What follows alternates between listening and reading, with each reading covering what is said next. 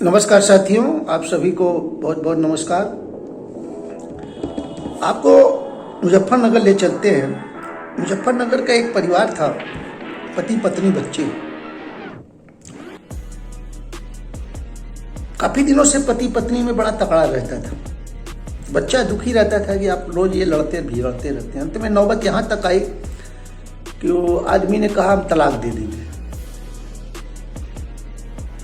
तलाक तो हो गई, लेकिन कोर्ट से ये आदेश हुआ कि ये भी आपके ही घर में रहेगी हिस्से में, और इसका भरण पोषण भी आप देंगे। वो तैयार हो गया, पैसे की कमी नहीं थी, वो तैयार हो गया। और फिर उसने एक दूसरी शादी की, कम उम्र की लड़की से। लड़की खूबसूरत थी, अच्छी थी। अब हुआ क्या कि वो लड़का जो है इसको छोटी मम्मी मानता था।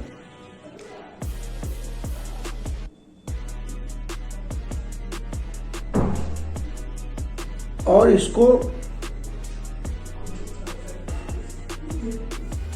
इसको आप जान ले कि वो इतना मानती थी इसको अपने बेटे की तरफ। अब बेटा भी उसको अपनी मम्मी से ज़्यादा मानता था, माँ से। उसका कारण ये था कि वो बहुत लड़ाकीन थी। वो आए दिन इससे झगड़ा करती थी और रो रो के चिल्ला के गांव भर को बटोर लेती थी। तो इन्होंने चाल चला कि लड़के को उसको एक बार वो पति ने मार दिया, पीठ में चोट लग गया, तो मलहम लगा रही थी। फिर अपने बेटे को बुला कही तुम मलहम लगाओ। तो वो मलहम लगाने लगा। गई जाके अपने पति से कही कि कम उम्र के लड़के शादी की, और देखो क्या होता है, लड़का जवान है। और देखो खिड़की में से दिखाया, वो लगा रहा था मलहम, नंगा पीठ था, वो पट सोई हुई थी।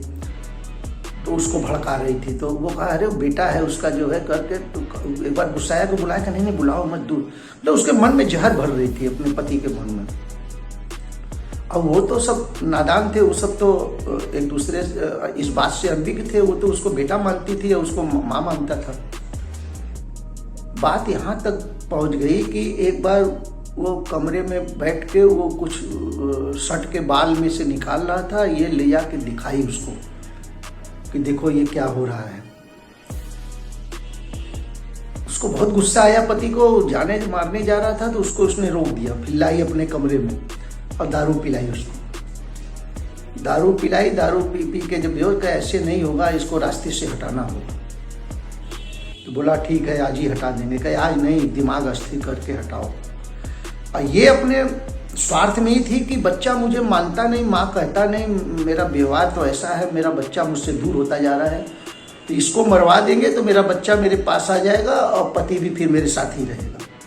ये दिमाग इसने लगाया था। चढ़ाया पति को।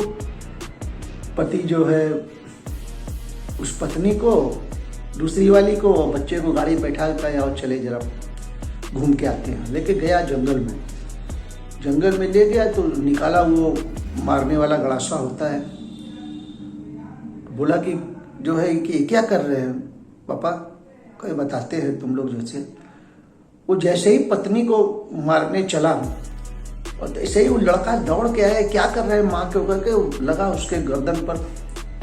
और वो गर्दन पर लगते ही गिर गया, छटपटाने लगा। अब लड़का जब मरा तो बाप का बुद्धि खराब हो गया, धड़ाम से गिर गया वो रख के। वो भी बैठी लाश के पास रो रही थी, वो भी बैठा शून्य था।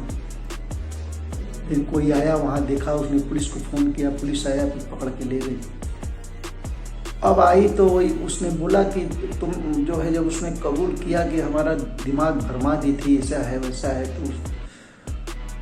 तो आई महिला ने कहा उससे कि बहन तुम्हें आखिर क्या मिला इस सब से, बताओ। बड़ी रो रही थी, बहुत बड़ी गलती हमसे हो गई। कहा मैं उसको बेटा मानती थी, वो माँ मानते था, आप क्यों इस तरह से। अरे बेटा तो आपका था ही वो।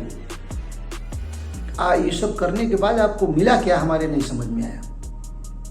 कहा कुछ नहीं मिला, हमारा तो बहुत नुकसान हो गया। तो ये जो गंदी सोच है और नेगेटिव सोचना, अधिकतर आदमी तो बात देखता है, जो सुनता है। कभी हर बात भी ऐसा होता है जो आपको दिखाई देता है वो सही नहीं होता। उसके पीछे जाएंगे तो आपको लगेगा कि ये जो है बात सही नहीं है, लेकिन वही देखते हुए ही उसमें इसीलिए हमने एक बार बहुत पहले आपको कथा सुनाई थी कि ऋष मारे रसायन हुए। उस राजा की कहानी शायद आपको याद होगी, अगर सुने होंगे आप, कि अगर राजा गुस्सा नहीं मारा होता तो अपने लड़के की हत्या कर देता। तो इसलिए गुस्से को शांत करके पहले उसके विषय में पता करिए कि क्या बात, सच्चाई क्या है, तब निर्णय लीजिए कोई भी। लेकिन नहीं, आदमी आपा खो देता है, उसका भुक्तभोगी, उसको सजा हो गई आजीवन कारावास का बेटे के मारने के जुर्म में।